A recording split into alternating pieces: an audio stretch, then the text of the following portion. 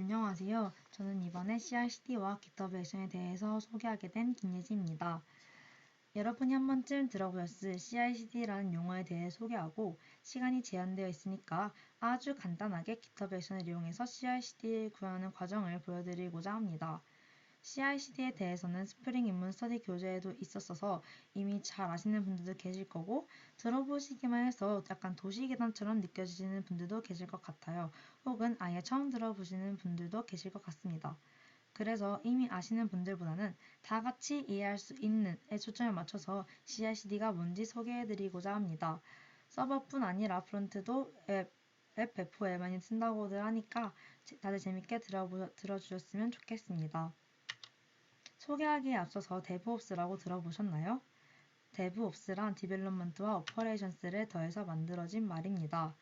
조직이 소프트웨어 제품과 서비스를 빠른 시간 안에 개발 및 배포하는 것을 목적으로 하는 개발 환경이나 문화를 의미합니다.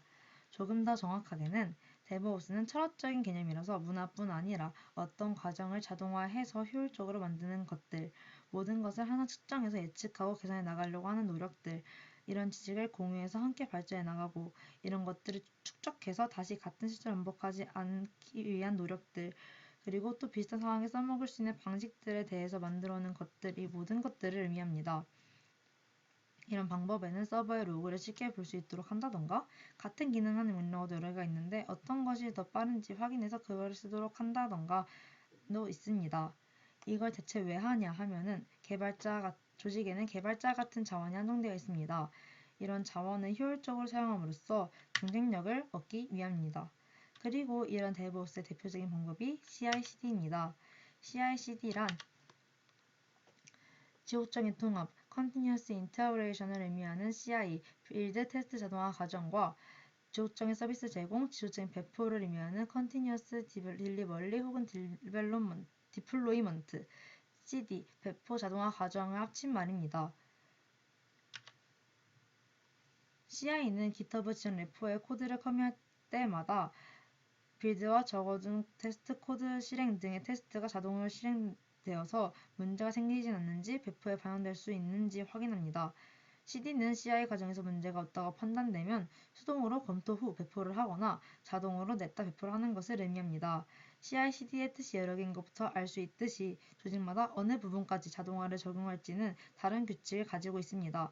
문화다 보니까 각 조직의 상황에 맞춰서 세세한 조건들은 각자 다르게 설정하는 것입니다.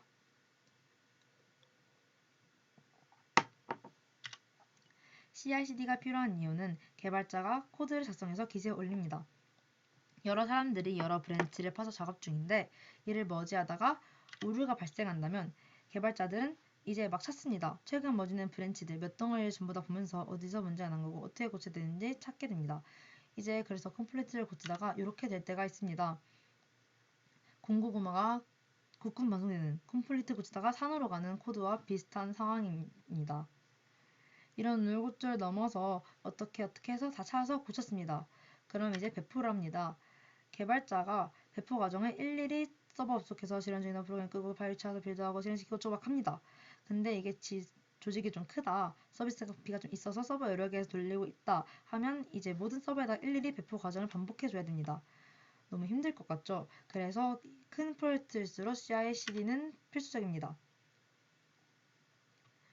CI/CD를 정해보면 일단 아까 우리가 공고구마, 국공 방송을 만들던 그 험난한 오류 찾기 과정이 확 줄어듭니다. 커밋마다 빌드, 테스트 돌아가서 오류 날 것 같으면 바로 알려주기 때문에 그 범위에서만 오류를 찾으면 됩니다.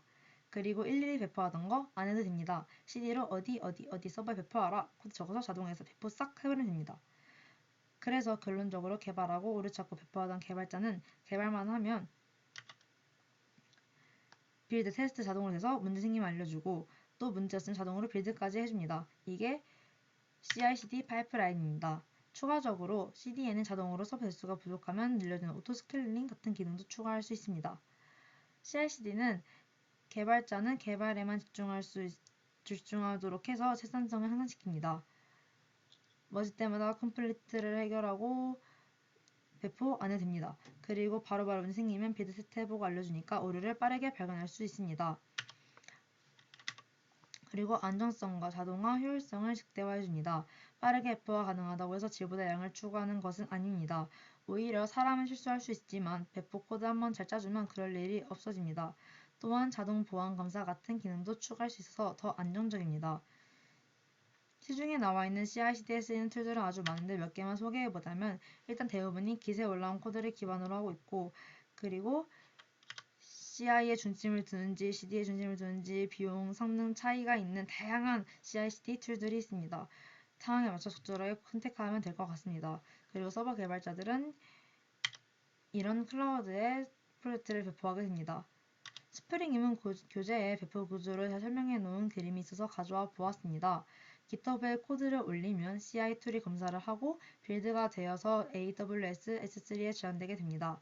CI 툴은 코드 디플로이에 배포 요청을 하면 S3에서 빌드된 파일을 가져와서 EC2에서 배포를 하게 되는 그림입니다. EC2 안에서 벌어지고 있는 저 일은 뭐냐 하면 무중단 배포라는 장면인데요. 엔진S를 EC2에 설치합니다. 그리고 현재 실행 중인 8081 포트에 스프링 프로젝트를 가리키게 됩니다. 그리고 새 버전의 스프링 프로젝트가 8081 포트에서 실행시키게 되면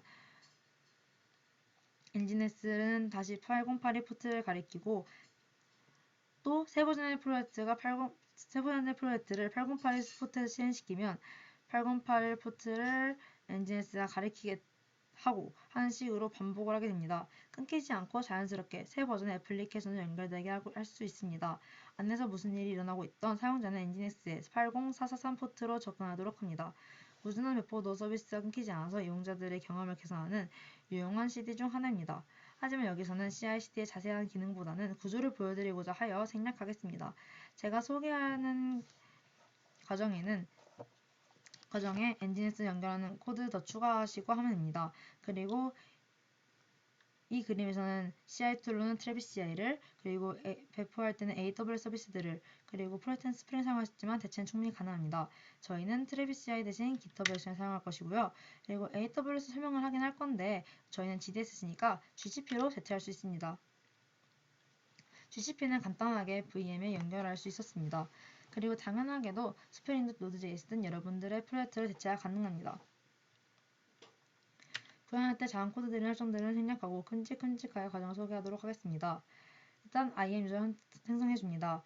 IAM 유저는 루트 계정을 사용하는 것은 보안성에 문제가 있으므로 외부에서 사용할 용으로 IAM 유저를 생성하고 받은 키를 이용해서 코드를 작성합니다. GCP도 똑같이 IAM 유저 생성해주면 되는데요. GCP는 제가 뒤에 설명할 AWS에서 해야 되는 절차들을 다 생략하고 바로 IAM 유저 만들고 배포 스크립트를 작성하고 연결만 VM과 연결해주면 됩니다. 다시 AWS로 돌아와서 설명을 마저 해보자면 S3를 생성합니다. 그리고 코드 디플로이를 설정해줍니다. 코드 디플로이는 애플리케이션을 실행하는 역할을 해서 배포를 자동화해주는 배포 서비스입니다. EC2에 코드 디플로이를 설치도 해줍니다. 그리고 GitHub 액션 드디어 나왔는데요. 아까 IAM 유저 만들고 받은 키들 SS키, 스크립트 SS키 두 개 넣어줍니다. 스크립트 작성할 때 필요한데 스크립트 적어서 깃에 올리는 것은 보안적인 문제가 있기 때문에 여기다가 넣어놓고 사용할 것입니다. 이제 배포에 필요한 스크립트들을 작성해 볼 것인데요. 코드 디플로이가 배포하도록 도와주는 s팩.yaml YAML 파일을 만들 것입니다.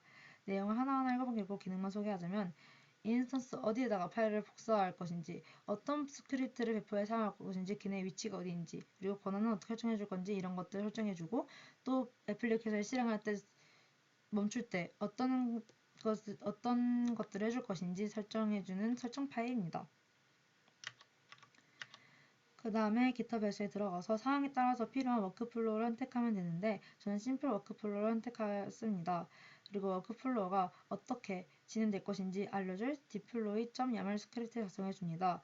이 스크립트는 어떤 브랜치 대상으로 할 것인지 알려주고 기본 설정하고 빌드한 후에 AWS 인증을 하고 S3에 업로드해서 코드 디플로이를 실행하라 라는 과정을 들어 있습니다.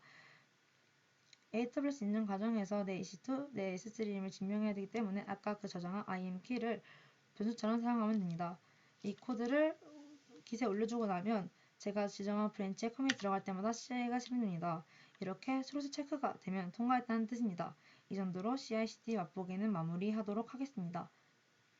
마지막으로 물론 회사마다 다르겠지만 CI/CD는 신입에게 능숙하게 다루는 것을 요구하지는 않는 그런 레벨의 기술입니다. 따라서 CI/CD에 대해서 잘 모르겠다고 해서 너무 걱정하지 않으셔도 됩니다. 물론 알면 좋지만 그럴 시간에 기본 개념을 다지는 것이 더 좋다고 합니다. 하지만 대부분 조직들이 사용하는 방식이고 또 워낙 유명하니까 개념 정도는 알아두면 좋을 것 같아서 소개해 보았습니다.